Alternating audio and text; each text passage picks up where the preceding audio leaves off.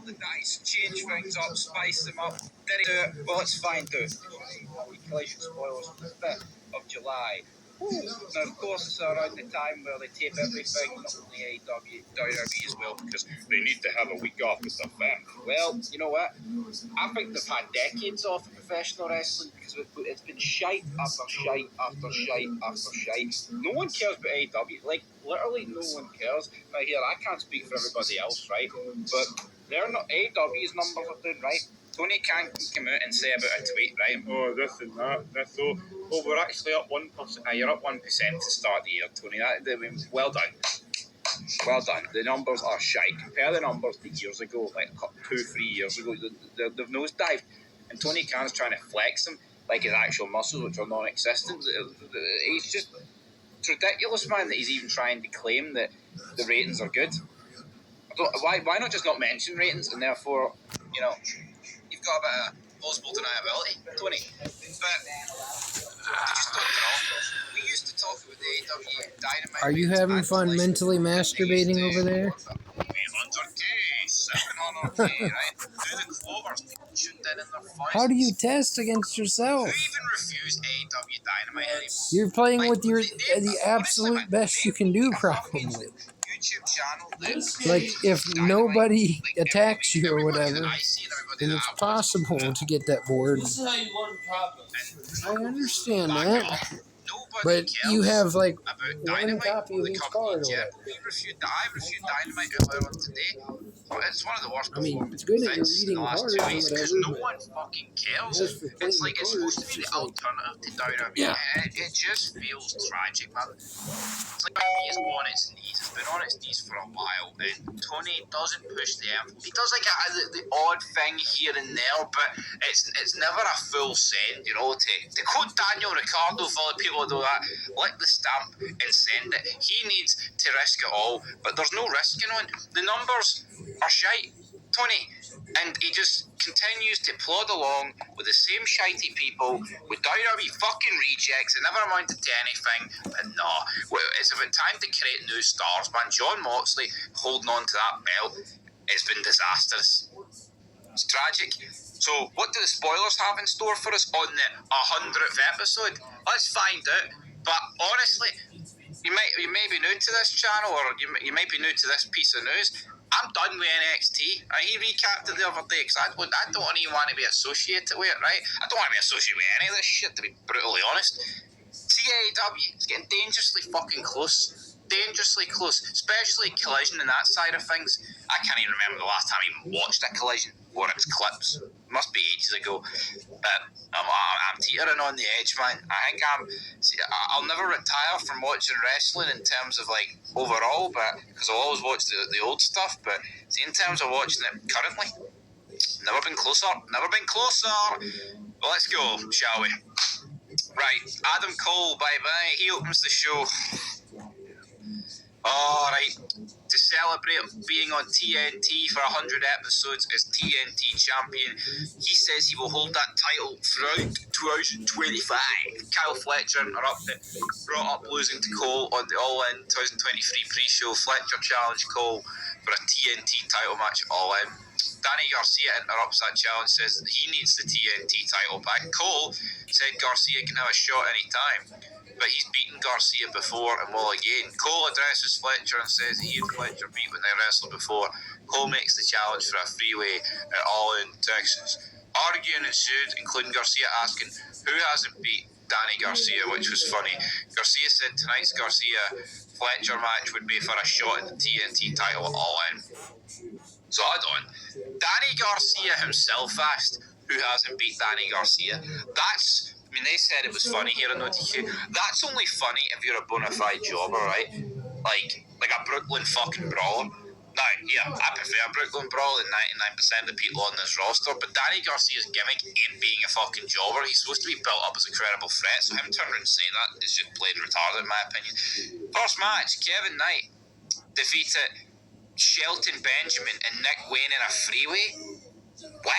What's going on? Kevin Knight defeated Shelton Benjamin and Nick Wayne in a freeway, and he pinned Benjamin?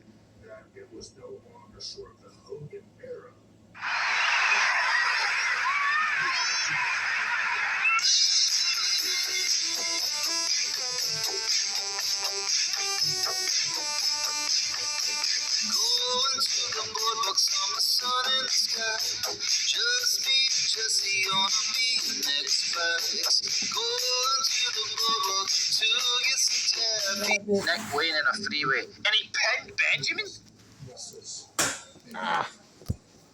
No, Kevin Knight. Just listen to these fucking names, man. Right? Look at this data.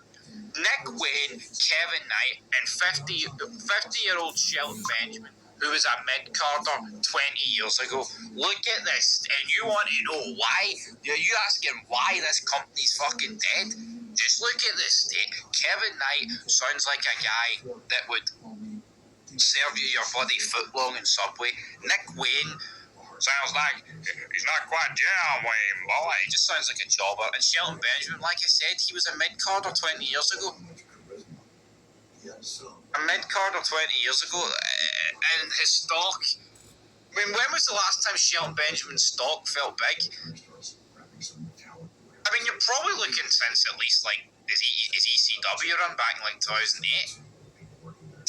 I'm not even gonna pretend it felt big, but you know, before that you've got the Big Mama gimmick and doing T-bone suplexes off of ladders and Money in the Bank match. You know, the Sweet Chin music for Shawn Michaels. But again, that is 20 years ago.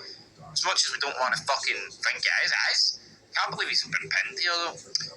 FTR, Dax Harwood, Cash Wheeler defeated the Outrunners. I don't care. Tony Khan came out afterward to encourage people to give it up for FTR and the Outrunners. How fucking tragic is that? Imagine McMahon, right? Imagine McMahon coming out, give it up for the two tag teams on display. If the match warranted it, they'll give it up. That's what pisses me off, man. See this forcing shit. Fans clap because it was good. See, back in the day when wrestling was fucking good, the fans showing their appreciation for stuff that was good. They cheered, they booed, and all that stuff, man. You can't dictate what the fans fucking want at the end of the day. And coming out and pandering to FTR and the Outrunners like this just sums up how fucking pathetic Tony Khan is here. I'm sure most of the crowd laughed at him. It's Tony, and he's saying that with a great man, so we gotta do that. Apparently at this point the ring crew disinfected some spots in the ring. Mystico, Hologram, and Mark Briscoe defeated Hechishiro, Rocky Romero, and Trent Beretta. Guys, why is all six of them even in the company? At least with Mark Briscoe, he's Meth Briscoe, right? And I think if you brought like a hardcore title out, this guy could maybe offer something, even if he does look like a druggie. But come on, man, look at those six names. Let's just repeat it: Mystico, Hologram, Mark Briscoe, Hechiro, Rocky Romero, and Trent Beretta. That's fucking disgusting. I don't care who won. Oh my god. Tony Khan even came out and clapped for him as he walked up the tunnel. Who? Mystico? What are you doing, Tony Khan? Why is this guy coming out after every match, clapping them up the tunnel and getting the... What? Max Caster came out for a Best Wrestler Alive 5-minute challenge. A Scorpio Sky vignette played. Scorpio Sky returned to answer the challenge and beat him. He won in 55 seconds. Brilliant. Oh my god, there's a lot more. I thought that was it. Will Nightingale defeated Fibress. Athena, Belka, Megan Bain, and Julia Hart defeated Rosa, Amanita, Anna Jay, and Tamello. So Bain picked up the victory. Kyle Fletcher defeated Danny Garcia. Jesus Christ, brother. So yeah, Danny Garcia will not get that match. Adam Cole, bye-bye, will take on Kyle Fletcher. And a child behind the person reporting this chanted, "Fuck Don Callis." So there you go. Anyway, folks, that is it for your Collision spoilers. See, when like the biggest thing on the show is to do with Kyle Fletcher, Danny Garcia, and Adam Cole, you've a recipe for a fucking disaster, and that's what this was. Handshakes, not a question of contract. I didn't say handshakes. It had worked for years and years. No longer was it working because of Ted's enormous wealth. And it was like, man, wow, it didn't move. Because you helped get these talents over, you helped build them, and all of a sudden, poof, they're gone. They didn't want up. It looked like that was the cool place to go. People are leaving WWE to go to WCW because WCW's new, it's cool, it's different. Eric was ruthless. It absolutely set the tone, and that was the intent. After realizing that I can't be better than them, but they can, what are my options?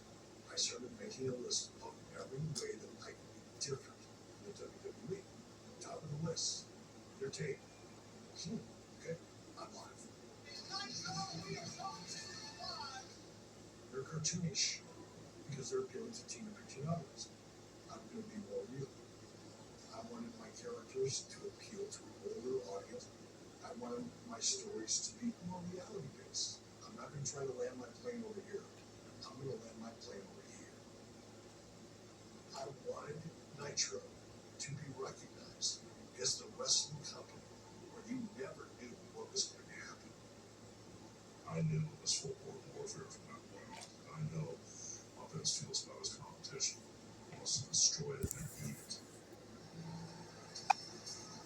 Hello, everybody, and welcome. We are live.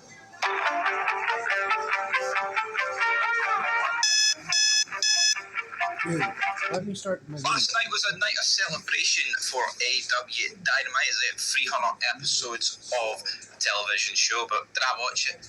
No. I had a comment over on Fog Football, that's our other channel. It was not relevant to this discussion, but Juicy Bear, channel legend, replied and said, Big Stevie is too busy watching the wrestling, so none of us have to. Fun fact, I wasn't watching the wrestling last night. Yeah. AEW's big, spectacular 300th episode. I couldn't give two shites about it. I got an early night. I looked at the wrestling news and went, I'm not going to be able to stay up to like 3:30 to review Dynamite, because why would I? And B, there's actually just no news. Wrestling's tragic, man. Like, there's nothing. There was a couple of articles, I mean, just to go through a couple off the top of my head before we start this review.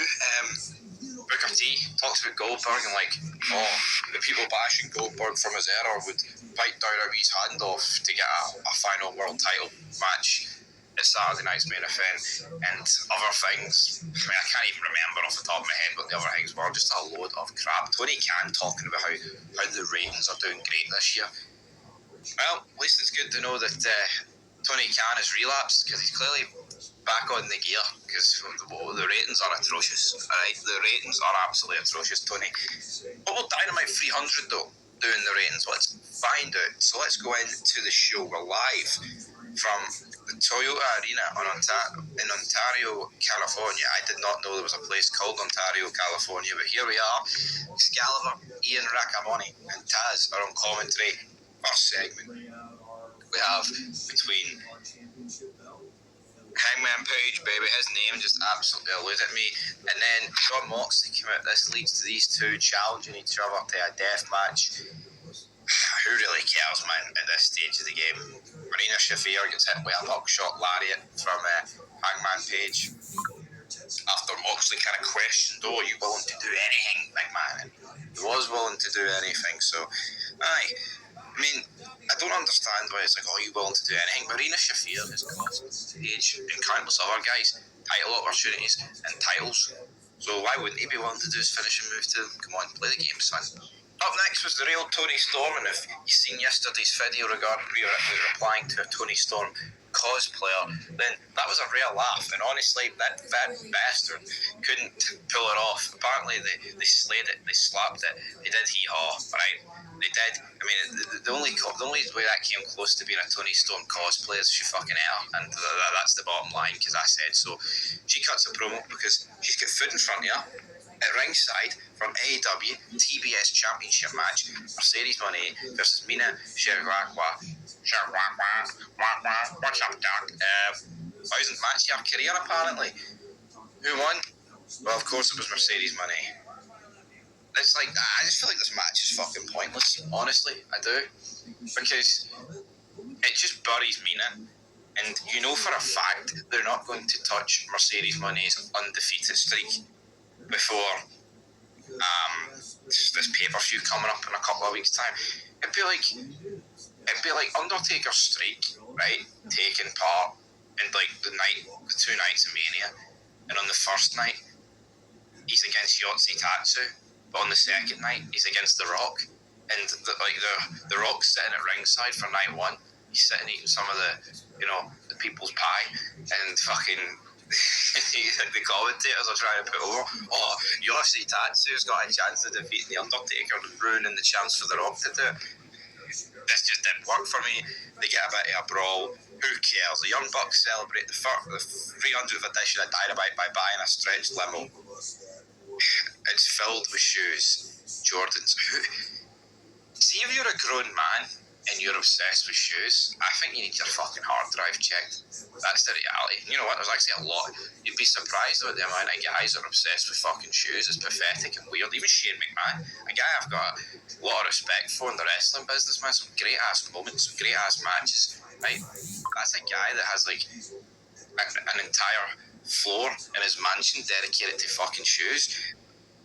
I mean, yeah. At least he probably wore a pair of different shoes each time he jumped off like a 50-foot scaffolding to make it a wee bit more iconic, but shoes are pathetic, man, honestly. Yeah, just need to reel it in a wee bit. Anyway, Fatal 4-Way for number 2 spot in the Casino Battle Royal. This is getting very fucking tiresome, this. MJF wins this Fatal 4-Way between himself, Brody King, Anthony Bowens, and AR Fox. Yeah, I wonder who was going to win this match. Of course it was going to be MJF. Look at the state of the people in the match, for fuck's sake, folks, man. Brody King, get it right around him. Oh, he's in California. Wonder if the ICE came down and bloody laid the smackdown on him, huh? Trios match up next. Bandido and Paragon versus Takeshita and the Young Bucks. You would have to just be mentally retarded to enjoy this show. You'd have to have the IQ of a Somalian to even remotely fucking get a cheap pop out of this. Who cares about this? 6 jobbers. Oh, but the Young Bucks have a limo and they've got shoes in it. Oh, well done. Is that the extent of their character? Then you've got Bandido. Remember this guy's vignette. Sitting in the Wild West with his wee fucking pistols.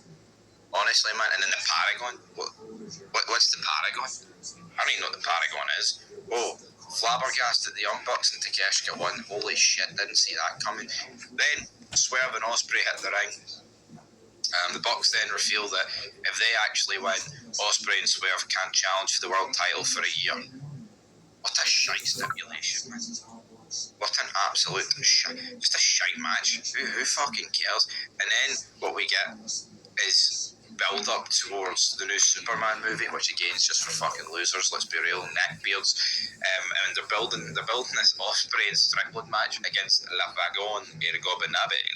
Right? Is heroes versus villain. July 11th, for anybody that cares for the Superman movie, but there's something a wee bit better that comes out on July 11th, and that is Dexter Resurrection. Don't sell yourself fucking shitey Superman. Sell yourself with Dexter Morgan. Who wins? Ospreay and Strickland. Are we surprised? Was there a swerve in there? No. Okada takes on Kota Ibushi. Okada wins. People are creaming their pants here because Omega came out and like helped Ibushi after the match, and they're like, there's like full capital letters. Oh my god, Ibushi and Kenny Omega reunite. Now, I can actually, at least I can see growing up throughout the history of wrestling, right? And even years ago that wasn't that long ago, right? But you grew up watching when you were younger as well. DX reuniting, like NWO reuniting, right? Evolution reuniting, all these different factions, or even just 2 people reuniting in general. These icons of the business. Kenny Omega and Kota Ibushi reunite. Who cares, man? Disingenuous for them to pretend anyone cares about this. How many people watching the AEW product even know that Ibushi and Kenny Omega were buddies once a time ago? No one cares, man. Once upon a time. Absolute crap. And that end of the show, Kenny Omega ending it strong. Is he going to defeat Okada? Do you care if he defeats Okada, guys? Because I don't care if he beats Okada. I don't care if Okada beats Omega, but it was a show, not an awful lot of segments. It was heavy focus on wrestling with just segments at the end of matches. It's like, you know what, WWE is sinking. But Tony Khan has managed to sink faster than it the past couple of years. Just so many missed opportunities, man. Honestly, I want AEW to go toe-to-toe with WWE because, competition is a good thing for wrestling. Best period in wrestling history came when WCW was going against WWE and ECW. And, you can argue as well, throughout the 2000s, with TNA getting better, that was great for the business as well. there's no use in both companies being shite, but in order for both of them to get good, one of them has to get good. There's no fucking sign yet. So leave your thoughts down below. In terms of the actual show, what am I going to give it? Yeah, 2 out of 10. There you go. Dynamite 300. A wee generous 2 out of 10. So that one time I was supposed to wait and keep the ring. So what's the verdict? I am an awful. Interesting. By far was that moment.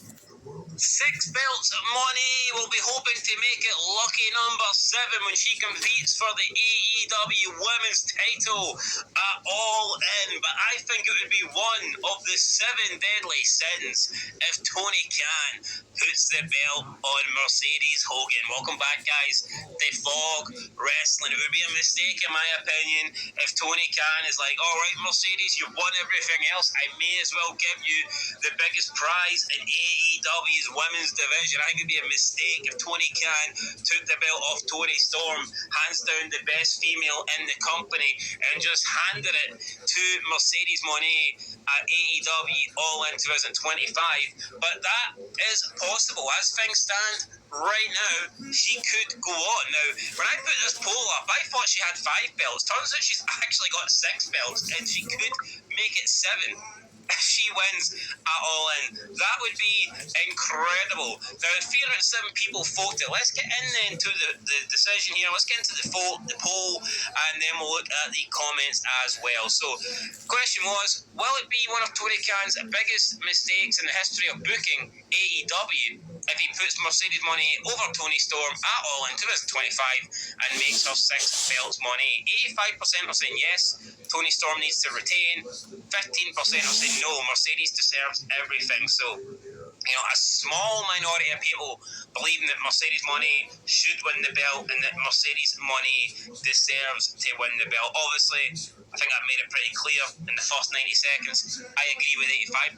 I think Toni Storm is the best thing going, not only in AEW, but probably been the best thing going in wrestling for the last, year, the last 18 months, and it would be a shame if our title reign just comes to an end just so Mercedes Moné can have 7 belts around her shoulder. I wouldn't agree with that. I think it would be the wrong decision, but I wouldn't be surprised if it's a decision, to be honest, that Tony Khan makes at All In. So let's see what the comments are saying. And so with that said, here we go. Beep says Tony should step up, be a boss, and overturn the CEO and EVP decision, or give someone the power to overturn the decision of CEO and EVP. This way, the CEO and EVP has to show more respect to the wrestler and not theirself. The only great EVP is Kenny. Assuming he means Kenny Omega.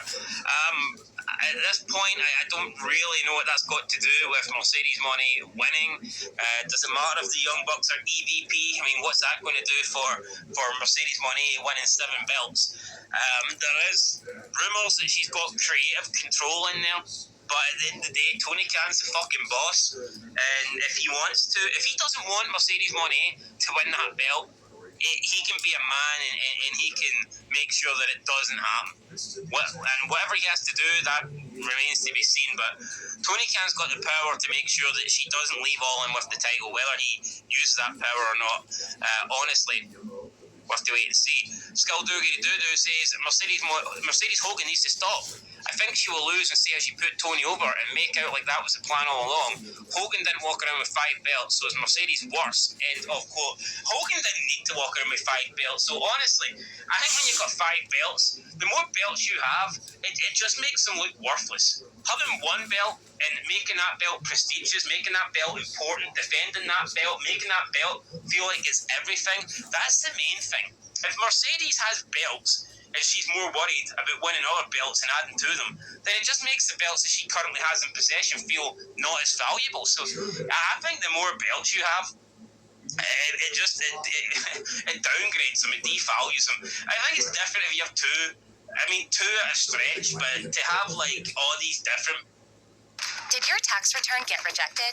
This edition of Tax Tips by TurboTax will show you what to do if the IRS rejects your tax return. When you file your taxes with Turbo... I mean, two at a stretch, but to have like all these different belts, I mean, I just don't really see the point. I mean, in odd situations, can it work? I would agree. Kurt Angle, when he was winning every single thing during his TNA run, that was great. But Mercedes Moné, does she need 7 belts? Absolutely not. Knight Mari AMI says, fire the botch queen. Victoria J, Mercedes Moné is overrated. Michael McCafferty, Mercedes will win and Triple H is the best writer and booker ever. Triple H is a better writer than Vince Russo and Dwayne The Rock Johnson and Vince McMahon. That's bullshit, and that's getting a down arrow. I mean, I don't care if Mercedes wins or not at this point, but there's no way that Triple H is the best writer and booker ever, and he's certainly not better than Vince Russo and McMahon. We haven't really seen The Rock do anything, but The Rock's a sellout, so I wouldn't be surprised if he was shit, just like Triple H, but come on. Triple H is better than Russo or McMahon. Michael Bellot says, yes, Tony needs to retain, but knowing Mercedes, she'll threaten to quit and leave like she always does. If she doesn't win, which is why she has all those titles, so they keep her, Tony will put Mercedes over just to make her happy, because if he doesn't, she'll threaten to quit and leave, or will quit and just leave like she did in WWE. Didn't get her way, so she turned her back on all her fans and left. She'll do it again if she doesn't win, which is why she's going to win. Can make that case, but at the end of the day, is her bridges burnt in WWE? I mean, maybe not. I think there's a difference though between her threatening small promotions to win the belt and being in AEW. She's getting paid a shitload of money in AEW, so that actually might, lessen the blow, so to speak, of her not winning a belt. She might be more likely to, or more willing even, not to win a title because she's getting paid so handsomely. So we'll have to wait and see. I think she'd be a bit dumb if she just walked out of this, huge AEW contract, but we'll see. Clarence Macy says, I don't find Money entertaining at all. I just find her annoying. She's hot though. I mean, she is hot in a horse face sort of way. Crayon Jen, old school, says TK's biggest mistake was giving her creative control. It doesn't matter what he books if she isn't feeling it. Does she actually have that though? Do we have official proof, confirmation that she's got creative control? I'm not saying she doesn't, but I've seen a few people say that and I just haven't really seen it. And I suppose we wouldn't see it. I mean, I doubt Tony Khan's going to upload a document, or she is, that declares 100% she's got creative control. I guess it's all speculation. But I mean, even if she does have creative control, Tony Khan's the boss, Tony Khan's the man. I still believe he should be able to overrule and basically say no to her at the end of the day, so we'll have to wait and see. Heskai Thomas says, no, people are overblowing this Monet character. It's a simple rise and fall story. She wins everything, then loses everything. It's simple. Tony will be fine. She's a multi-time champion and has done everything with the belt anyway. Mona is going to hold all the power to eventually be an AEW homegrown, to be beat by an AEW homegrown, probably Willow. We've already seen Mercedes Moné beat Willow though. I just don't really think that's the plan. Have Mercedes Moné win a shitload of matches.